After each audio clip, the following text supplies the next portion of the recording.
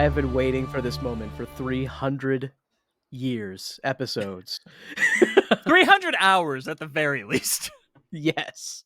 This week, we are talking about Doug Walker's cinematic starting Kickassia. Is this a film or is this a mini-series? It's technically 90 minutes if you put all the parts together, so it is a film. In the same way that Frankenstein is a man, if you put all the parts together, this is a film. I'm going to argue that it does not have a 6-part structure. It has a 3-act structure. Did you watch this when it came out? Like, were you excited on the daily releases? Oh, fucking you know it, dude. I was waiting. I was refreshing the page, like, when's the next one? I loved this shit, and I watched it multiple times. I won't lie. Liz, are you in that same category? Absolutely not. I was a little disappointed because I just wanted Nostalgia Critic reviews, and I'm like, why are you posting your fucking movie? That's not what we come here for. If only he knew that. This is like proto demo reel. Are we not wrong?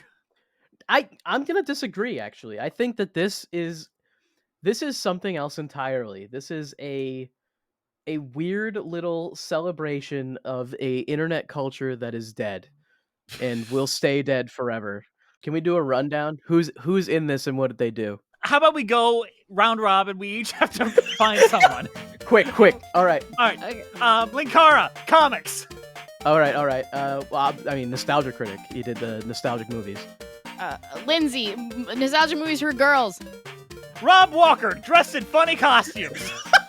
Phaelus, horror films. Bennett the Sage, anime. Little Miss Gamer cameo. Was on the site for a year, then left. Board James, board games. Mars Girl, anime. Angry Joe, video games and movies. Brad Jones, cinema snob, pornography. Mike Michaud, destroyed an entire website. 8-Bit Mickey and his friend. Pa Dugan, musicals. Oreo, pass. Oh my fucking god. And that ends it. There's still more, but sure. Is it time for me to throw out a hot take?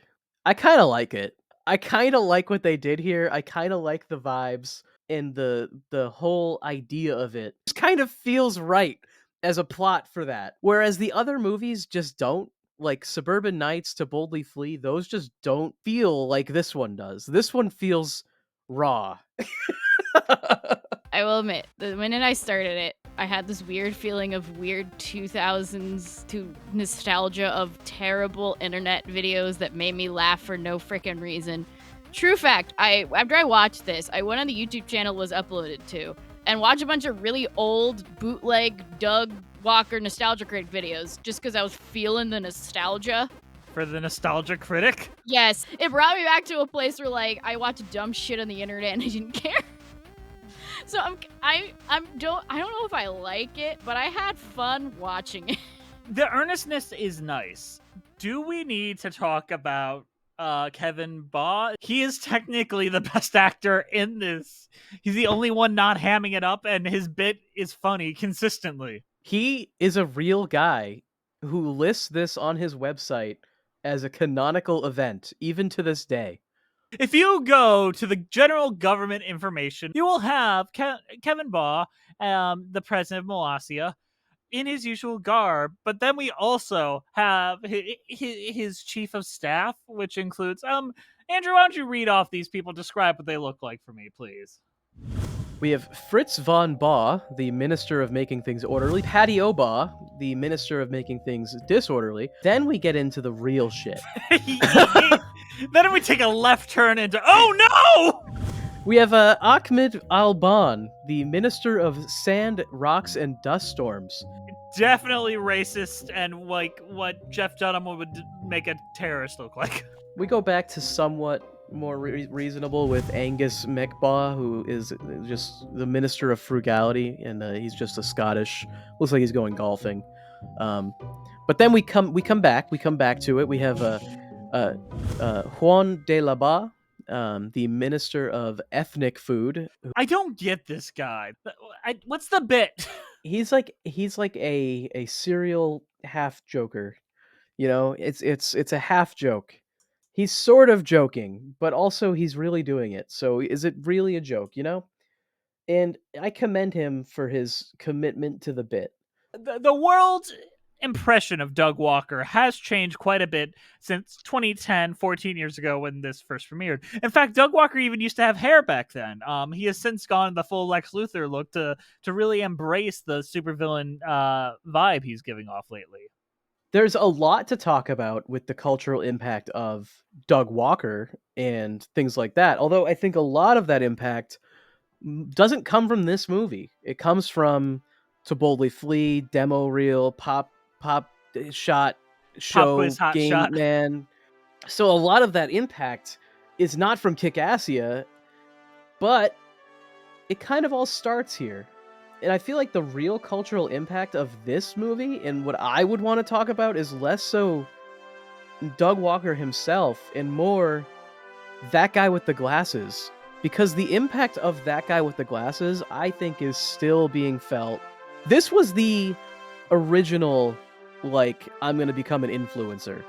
Like, you get onto that guy with the glasses and you're like, oh my god, I made it. Now I have the dream job where I just make videos yelling at movies all day and never have to work. That was what the dream was. They were selling the dream, and Kickassia sold that dream to us. That you too can be a weird goober that joins with this group of friends and just, kick back and review movies. And it turns out that behind the scenes that wasn't what it was. But I love that the pacing of the opening is so good. Act 1 is beautifully paced, where okay, I don't know if you remember, but I feel like the other two movies, it's so fucking slow and they drag everything out because they have to make it like 4 hours long. This one, it opens up, they're in Molossia, Doug Walker knocks on his door and says, I'm gonna invade you. And that's perfect. Perfect. It's actually flawless. I'm not kidding. That is the absolute perfect way to open the movie. You say that, but then we get a really long phone call where they round up everybody. Absolutely. Everybody. They ruin it immediately afterwards. But that opening is flawless. There is no better way to open the movie. Unless they like fix the white balance like ever. That would be kind of nice. How many of the gags were written by that guy with the glasses team without any consultation to the people? Like, does this match your character at all? Like, I didn't, According to the Not So Awesome document, it seemed like they never watched their stuff, except strangely Linkara's. Well, the strange thing is there isn't any references to it here, really.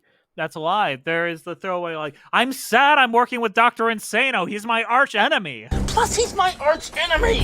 It's just annoying. Yeah, but Dr. Insano is like Spoonie lore. Linkara has a spaceship. Like, you'd think that he would leverage that when trying to take over Molossia. Well, I haven't seen Atop the Fourth Wall, the movie yet, so maybe it'll all make sense when we get there. I don't want to confuse us having a weird nostalgia for this period of the internet for us claiming, like, Doug Walker's a good person. This movie isn't even available on his YouTube page anymore. I think this is pretty cleanly something we can talk about guilt-free. A lot of the people that are involved with creating this project are kind of trash people, and the actual product itself is kind of shit. But that being said, it's like, I have a weird nostalgia for it. I think historically it has value in a weird way. It might be better if we remember it so you guys don't have to. Oh, we said it! We said it! Maybe that's what I'm trying to throw down. Truthfully, Doug Walker has ruined a lot of modern media criticism, and I think we need to talk about that more, because a lot of us are still in Doug Walker brain when we talk about cinema and movies and TV shows, and we need to, think more on it before we immediately start critiquing something. Should we do the rest of the Channel Awesome films? Let us know, because, we're Should we review Nostalgia Critic's The Wall? It depends how much we piss off all the people that used to That's work true. at Channel Awesome with this episode. We'll see you next time on the Cheese Wheel Podcast. Bye-bye. All right, Jess, now I want you to imagine you're standing in front of an overexposed window.